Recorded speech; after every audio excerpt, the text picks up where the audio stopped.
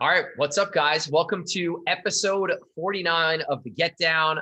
My name is Kareem. Gary W. here. What's up, man? You just left me recently this weekend. Yeah, and I'm going to be back this I weekend. know we have so much work right now that like Gary has to come back up here another week because we just need him. I have no choice at this point. This is it's gotten crazy. And it's crazy all around. You know, I speak to our friends that are bookers as well, and it's mayhem up there specifically. I think it might be crazy everywhere, but like up there, it's like everywhere's doing multiple DJ sets. It's I've never seen anything like it. I think part of it is because of how successful a lot of the daytime stuff was previously. So now it's like, all right, let's keep it going so that, you know, we can have more entertainment, make more money, bring in more customers. Like it's just a continuation plus the regular nightlife stuff. There is, everybody saw this opportunity to go out early and drink early. So now I think there's a decent amount of people that still want to do that because then they realize they can have their night. And then there's the common folk that just want to go out and do the nightlife thing. Right. So you have these two different groups of people that you kind of always had that. Like me and my friends were always going out during the day. We'd rather do that. And then I would go to work and everybody else would go home and go to sleep. But you know, I think people got a taste of that over the sit down pandemic thing. So, so speaking of, you know, just having a lot of gigs and stuff like that, we've come into some situations where it's like, well, there's too many gigs and like, do some of these gigs fit with what we're trying to do? And I think I've spoken to other bookers that kind of are having that same question come about when it's becomes very difficult to book certain venues because maybe it's, you know, something that maybe your DJs aren't looking to do, or you're just kind of having a hard time booking it for whatever reason that might be. And something that we have never done before, I don't think, outside of maybe one or two real serious situations that we had to cut ties with a venue. Yeah. But it's coming to this point where like, you got to think about, hey, is it worth continuing this relationship? Right. You know, and I mean, I know like we kind of have talked about how to go about cutting those ties in a way where you're not going to burn a bridge. Maybe talk about that a little bit. Yeah, I think, you know, I think somebody's feelings are going to probably be hurt no matter what, even if it's a little bit. But I think if you can, let's say there's a venue that maybe has been really slow and it's the summer and it's just doesn't make sense for you to be there. Like, I think it's okay to approach that venue and say, hey, I know it's been really, really slow here. Why don't we take a pause on having a DJ until it gets busy again? I don't want you guys wasting money. I don't want to take less money than I know I deserve to come and do any type of work. So like you kind of like show them that you actually care about the venue a little bit, even if you don't want to play there anymore, period, you know? And at some point, if that person hits you back and they want you to come back and you don't, you can still say, hey, I'm too busy. I have too much stuff going on. Maybe you suggest another DJ to go in there and play. There's definitely ways to separate yourself from places without saying straight up, like, I don't want to play at your venue anymore. It's not for me. You know what I mean? Oh, absolutely. Yeah, right. There are ways to soften the blow and just for both parties, you know, because you don't want to look like the jerk, be like, oh, I'm too good for your venue. Yeah. You don't ever want to come off like that, guys. Like whenever you're talking to a manager in order, because we always say this, you don't know where that manager is going to go. Yeah. They could wind up at one of the hottest spots that you want to play at, you know, and they're going to be like, F this guy, you know? So you gotta cut those ties in a way that makes sense for both parties. And we always do. You have to frame it like you really care about their bottom line. I think framing it, but like we actually do have to think that way because of what we do. You know, we do care that they make money because if they make money, we make more money. Absolutely. But I guess I'm talking more in having the conversation is what you're saying. Right. And then more or less too, for those DJs who are booking themselves, Yeah. too, you know, and you're not going through a booker or a promoter or Well, I something think like this is that. a real problem that DJs are going to be dealing with now and from now until the end of the year, like, or until fall or whenever it might be. Like I think when fall comes, it gets even worse, yeah, you know, you're going to because have to say no to people a lot. yeah, and learning how to say no is Yeah, well, we talked crucial. about this a little bit last time, but like we said, like DJs are at such a premium right now where you have to really protect your time and make sure you're saying yes to the gigs that you have to say yes to. Because if you flood your schedule with all this nonsense that doesn't fit or doesn't make sense or isn't the right number, like it's just you're hurting yourself. Well, speaking of the number, that's a big part of it too. Like, are we at the point where we can start asking for more money because there are so many gigs and so little DJs? Yeah, I think that's the easy way to have that conversation. Like for us dealing with venues that are still like a little below where they need to be and we need them to come up, the conversation is going to be, hey guys, like the number has to be this or we can't work with you anymore. Because now we have so many gigs that we can say no to places. Whereas before we were like, we want to get our guys work. We want to start booking as many DJs as we can again. So, let's make some sacrifices here and there, even if it's like $50, Right. until it gets busy again, which it is. And now it's like, hey, this is the number we have to be at. If you don't want to be there, that's fine. But like, we can't be in your venue for less than this number. Having those open conversations with venues, managers, bar owners, whatever it might be, like from the jump is crucial for many reasons. First of all, you don't want to be in a gig playing a place for the first time and not knowing what you're going to get paid, when you're going to get paid, who's paying you. Yeah. All of that stuff is so important. And it's stuff that I feel like as a younger DJ, I overlooked because I didn't want to have the conversation with the person, because money is a weird thing to talk about. Let's be real, right? Secondly, it was either that or I was so excited to play at the place and I was like, oh, I got a gig and this is so great and I'm going to get paid. And now it's like, well, I forgot to talk about the money. Yeah. And that manager may have completely like didn't talk about it on purpose. Like, right? Because he's like, well, I'm going to get this person in there. And then when he's in there, I can pay him whatever I want. Yeah. You know, I think you have to, no matter what level you're on, when someone hits you up and says, hey, Cream, I have this opportunity on this date. Are you available? Like the questions will all then be, hey, what's the venue? What's the time slot? And how much, what's the rate? Because I can't give you a yes or no until I know all those things.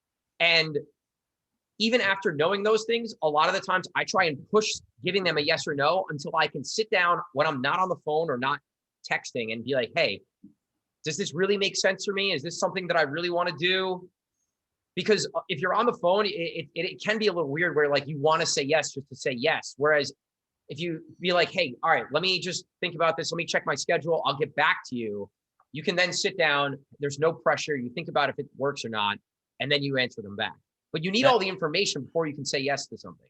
I feel like that's something that I got better at as time went on, is knowing when to step away from the negotiation, if you want to call it that. Yeah.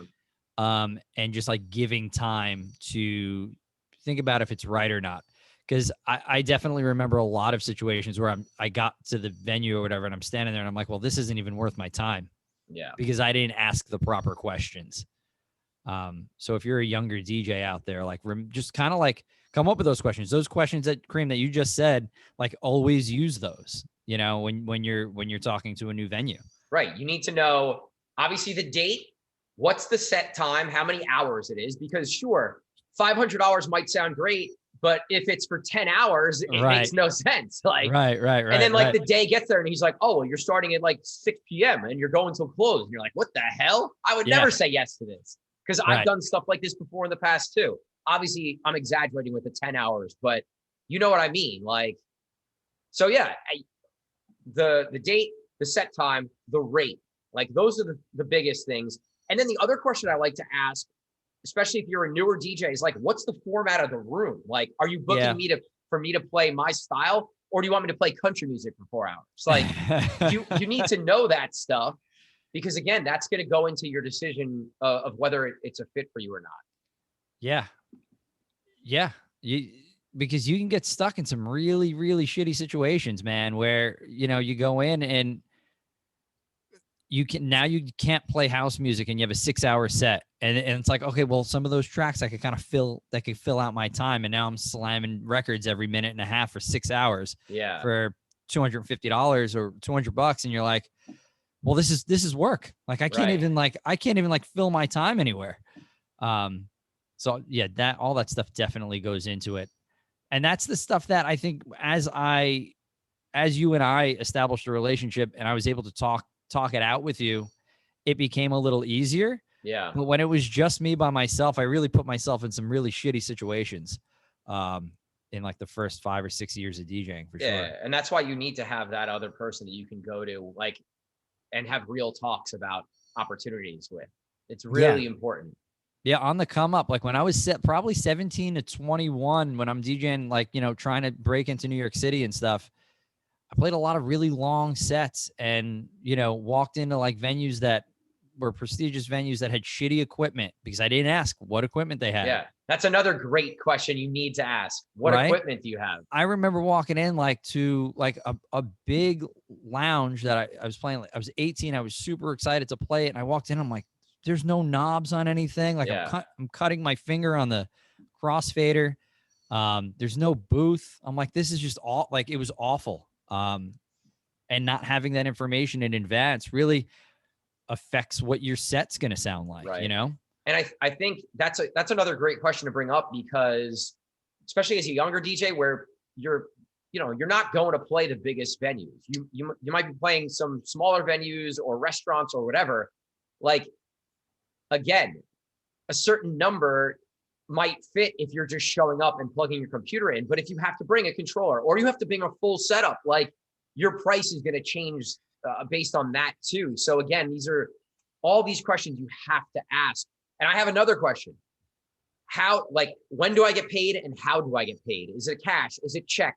Is there a 30-day cycle that a lot of the New York City venues have, or a 60-day cycle for payments, which we've gone through before? Absolutely. Like, you got to ask all these questions. And I think if you do the homework or you do the work ahead of time, then you have a crystal clear understanding of the gig and how everything's going to go down. There's no surprises, and surprises are the enemy for us.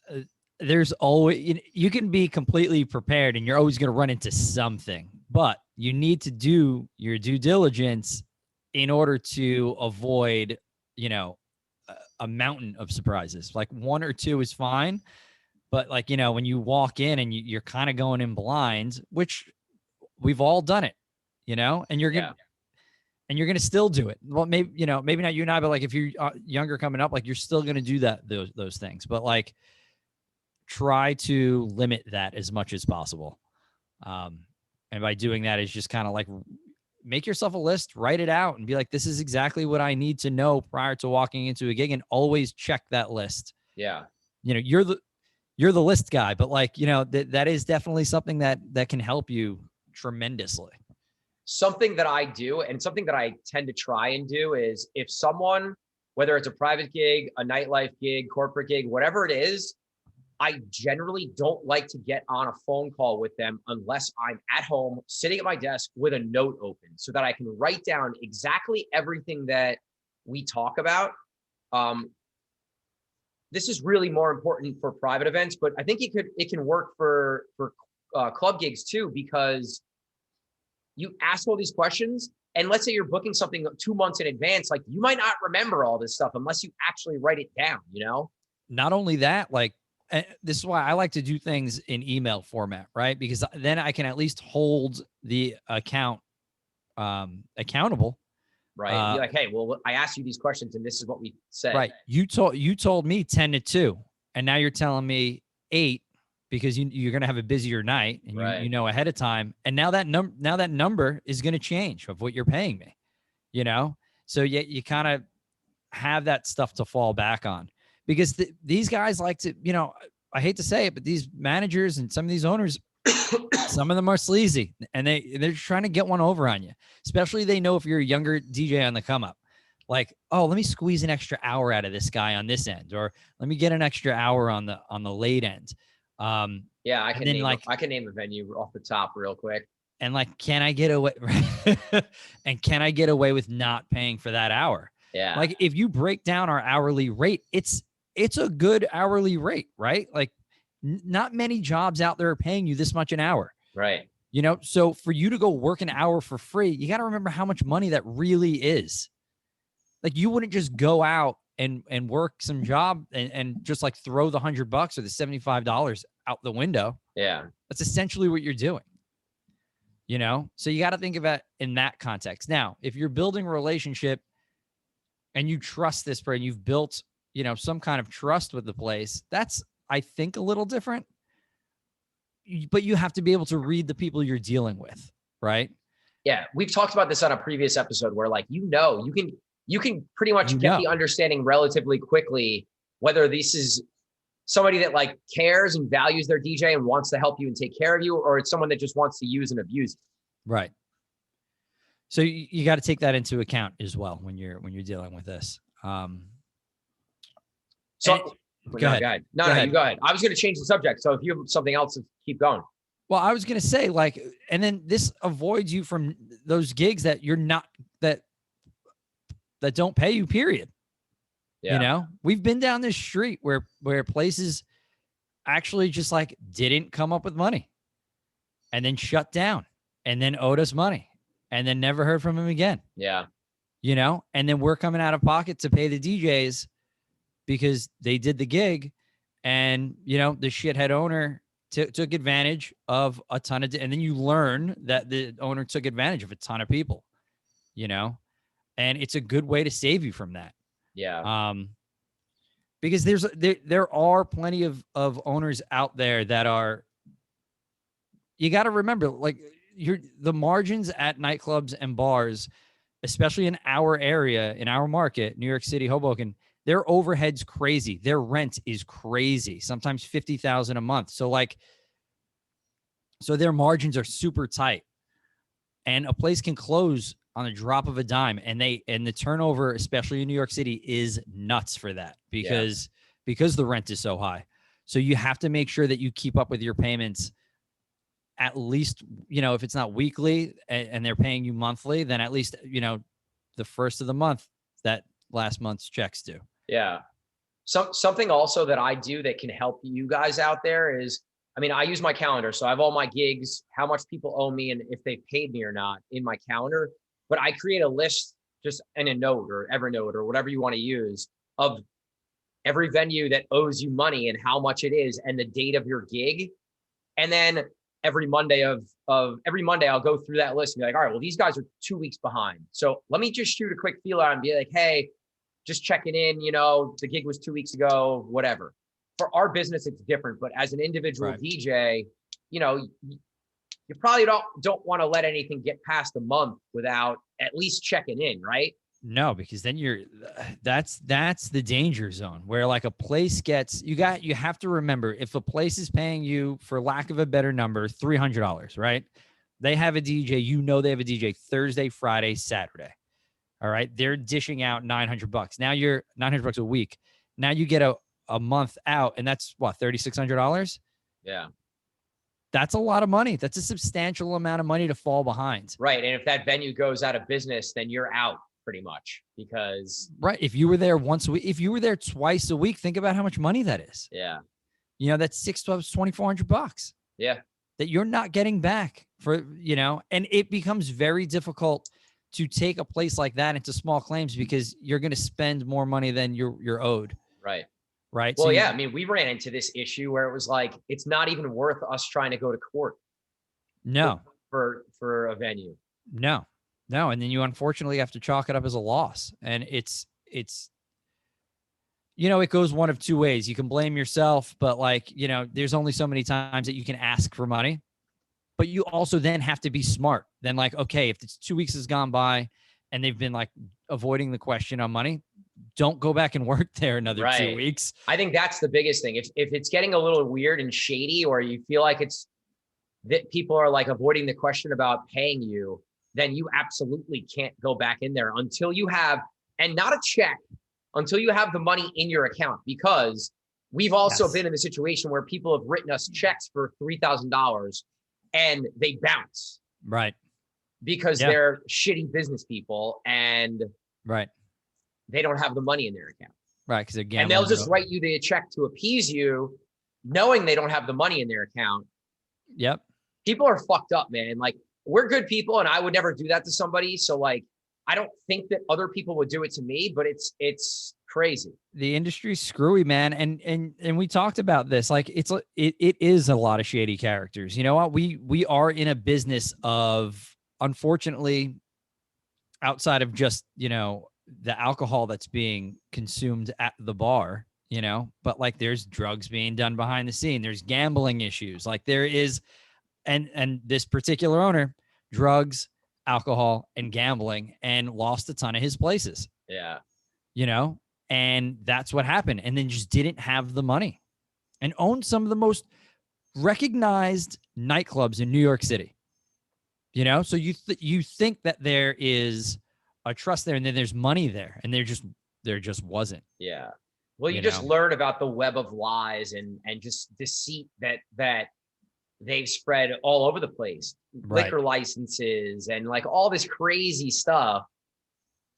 It's happened with multiple owners though, which is crazy. Yeah. I've run into multiple owners having this same situation, but I also ran into it when I was a younger DJ, and guys that are owning like more of the local bars that I was playing at. Yeah.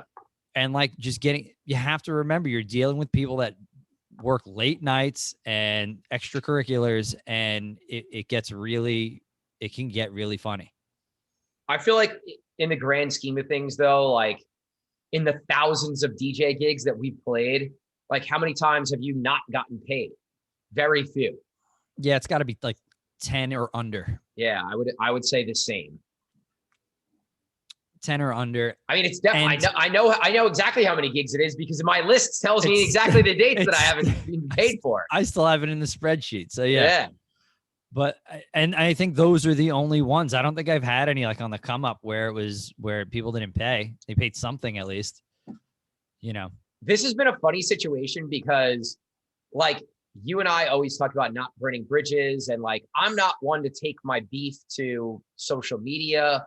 But right. Like, this is one of the situations where like, I want to just destroy them so bad, like publicly.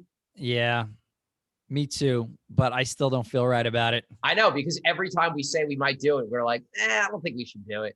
Because we say never burn a bridge. I mean, I think that was an episode. So, I still kind of stand by that in a way, but like, I know that this person that we're speaking of is never coming back, and he's right. Never, like we're never going to work with them and ever again. So no. But anyway, let's talk about something that we've had going on in our WhatsApp yeah. chat for about a week now. Now, I was driving home from work today, and I was running through the top 50 US chart on Spotify. And like the recurring theme was, I can't play this in the club. I can't play this in the club. I can't play this in the club, which I kind of knew. And 2 million listens a day, Olivia Rodrigo's getting 2 million listens a day, right? On Spotify. What track is that? I forget what it's called. Good for you? I believe so. Good for you. Yeah. Which I actually don't hate it. I kind of attested to like the Kelly Clarkson Since You've Been Gone. I feel like it's that same vibe. Yeah. Because like it's that really slow verse, and then into like the single would be like a sing-along hook, which is fun. And that used to that track still goes off when I play it, the Kelly Clarkson one at least. I don't think I can get away with playing the Olivia Rodrigo one, but I think that could have a really good remix. But then I was like going through the other stuff, and I'm like, I'm not going to play any of this. And then I got into the pop hip hop, and it's like a bunch of these bitchy, whiny, just like, shut up. Like, I don't want to hear it. Like, you're so whiny. Like, go cry in the corner. Get out of here. Like, I want to hear real hip hop. Like, what is going on? Like, I know I sound like the old man, get off my lawn. I get it, because I am. But the whininess of what the pop hip hop scene has gotten to is unbearable. I have to shut it off. I'll never play it. Please don't ever come up to me and ask me for any of that shit. There was a Roddy Ricch song that I listened to today that I'm like, this can't even be the same person that put out that track, a year or 2 years ago. I just, the versatility, fine, but like the bitchiness of it is hard. I love certain artists. I love DaBaby. Everything he puts out, I love it. I agree. I think he's probably, besides Drake, he's my favorite male hip hop artist. Voice is incredible. His flow is amazing. He's just got a vibe about him that's good. And he makes records that work in the club too. Yeah, but when I take my DJ hat off, I'll listen to him. Right. I think that says a lot, because how much new hip hop are you like actively listening to outside of work? 0%. Like, so Drake is about the only person that I'll pull up on my Spotify and listen to. If Rick Ross puts a track out. Like, I listen to the new Migos stuff that came out, and like, I like those guys, but like, it's not really club playable. Maybe it is. Maybe I just don't play those rooms, but. Right. It probably is in certain areas, like in certain markets. Like the Migos Drake track can work, I think. I dig that track. Yeah, I think that's too. My buddy sent that to me. I was liking it. But let's talk about how the girls go harder than the dudes. That's exactly what I was just gonna say. I would love to see any of these guys go at like Megan Thee Stallion, like any of these girls go at them, because they would crush all of these dudes. Like a 2021 like little battle, like a little beef. I would love to see some hip hop beef right now. Like girls versus the guys. Oh, it would be fantastic, because they wouldn't stand a chance. These girls crush. Like, I don't listen to them in the car, because it's right. Well, their music's not made for you. No, they're girl anthem songs. Right. But they can like Megan Thee Stallion can actually rhyme. Yeah, she's real good.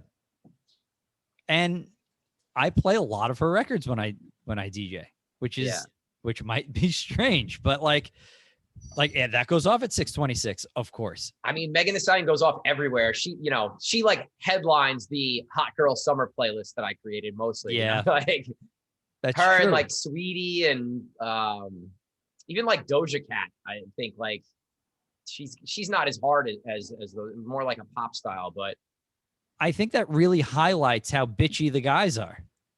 That we think the girls go harder. Well, I think if it wasn't for those 2 or 3 woman artists, maybe the guys don't sound as bitchy, right? You understand what I'm saying? Yeah.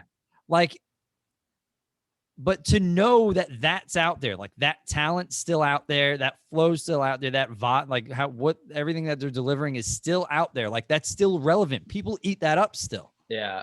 That doesn't tell me that this generation of kids hates bad music, right? Like, just because like the guys are all shitty and terrible and people are into it, that, knowing that they like Megan Thee Stallion and Sweetie and Cardi B and stuff like that, like, to know that that's still popular, like, name me one guy that could come out and sound like that then.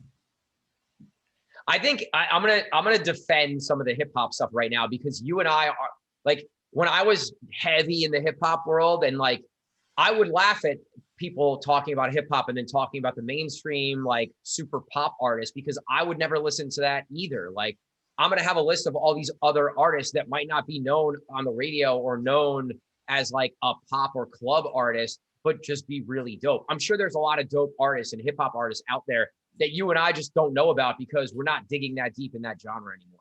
Right. But I guess, yeah, this isn't even like a let's rip on the hip hop scene at all conversation. No, because like I just said, there is talent there that is still popular, but for whatever reason, this other garbage is also popular. Yeah. Wow. I'm getting a crazy storm right now. Jeez. Anyway, I'm trying to think, like, I wrote down a list of some other artists that I think like are just dope and put out good music, and they just work. Like Bieber obviously still puts out good music. Yeah. A lot of the stuff isn't as, it's a little slower. It's not as club friendly, but there's a million remixes, right? Obviously Drake, Bad Bunny is to me like the number one artist out. You can play Bad Bunny anywhere. It goes off. I get more requests for Bad Bunny than probably anything else. Yeah. He's incredible. I play so many of his records as well. So good. And just like can't miss records. Yeah. But yeah. Man, how many Olivia Rodrigo requests are we getting out here? DJ community, how many a night?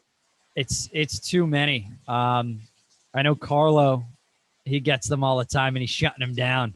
I said like we need some good remixes because I'm gonna make an Olivia Rodriguez like up tempo cream style edit because I just feel like it needs to be out there.